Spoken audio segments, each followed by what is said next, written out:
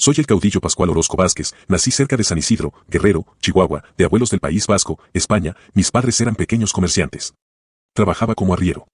En 1907, abrí una tienda de abarrotes y en 1909 me uní al movimiento antirreeleccionista, patrocinando el periódico Grito del Pueblo con mi propio dinero e importando armas desde Estados Unidos, preparándome para el inicio de la revolución.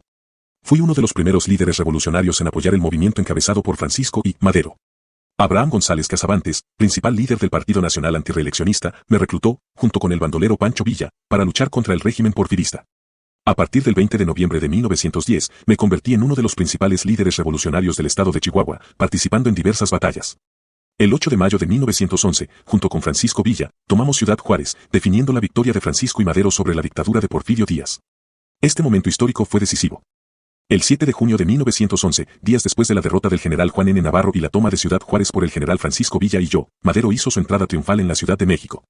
Después instaló su cuartel general y su gabinete quedó conformado por Juan Sánchez Ascona como secretario particular, José María Pino Suárez en la Secretaría de Justicia, Federico González Garza en Gobernación, Venustiano Carranza en la Secretaría de Guerra.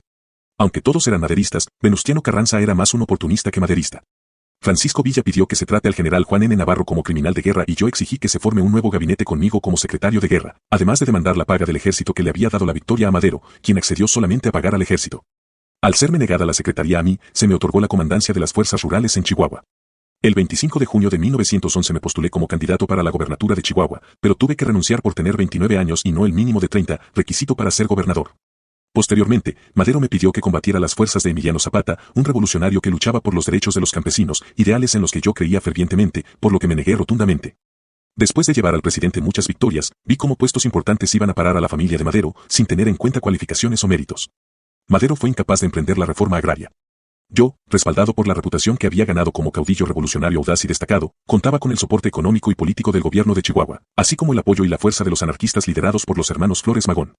Al ver la indiferencia de Madero hacia los derechos de los campesinos, el 3 de marzo de 1912, cuando era considerado uno de los poderosos héroes de la revolución, proclamé el Plan de Chihuahua o Plan de la Empacadora, renuncié a mi cargo y, al igual que hizo Emiliano Zapata el 28 de noviembre de 1911, me sublevé contra Madero.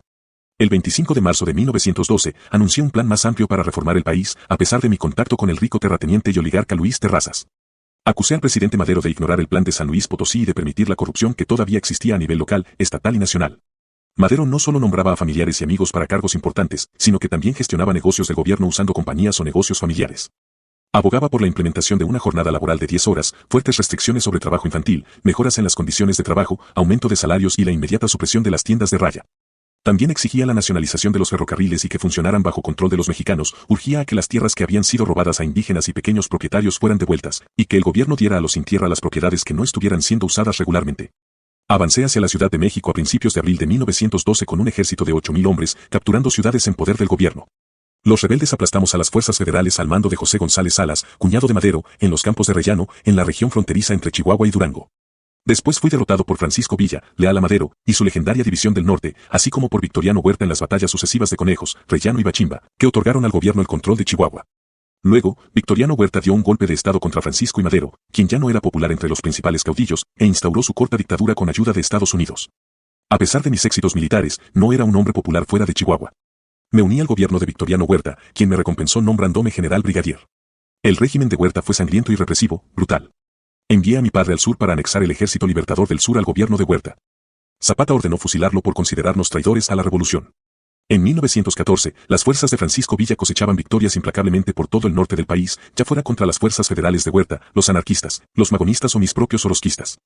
El 23 de junio de 1914, Francisco Villa de la mano del comandante Felipe Ángeles obtuvo una victoria decisiva frente a Victoriano Huerta en la llamada toma de Zacatecas, que era el último bastión del huertismo. Los federales se replegaron ante la sangrienta batalla y la División del Norte pudo dirigirse a la Ciudad de México. En el sur, Zapata ya había tomado la ciudad de Chilpancingo, que era el último bastión federal en el sur, por lo que el ejército federal estaba totalmente derrotado. Victoriano Huerta renunció a la presidencia el 15 de julio de 1914. Me exilié en El Paso, Texas, planeando una nueva contrarrevolución. Huerta se unió junto con los alemanes que buscaban un punto de entrada a los Estados Unidos debido a la Primera Guerra Mundial. Victoriano y yo fuimos condenados, pero logré escapar, robé unos caballos, conseguí aliados, entré a una casa, robamos comida y provisiones. Los policías patrulleros de Texas nos alcanzaron y abatieron el 30 de agosto de 1915, tenía 33 años. En 1925, mis restos fueron trasladados al Panteón de Dolores, Chihuahua capital. A pesar de haber sido clave para el movimiento de revolución, debido a mi traición he sido borrado de la memoria nacional.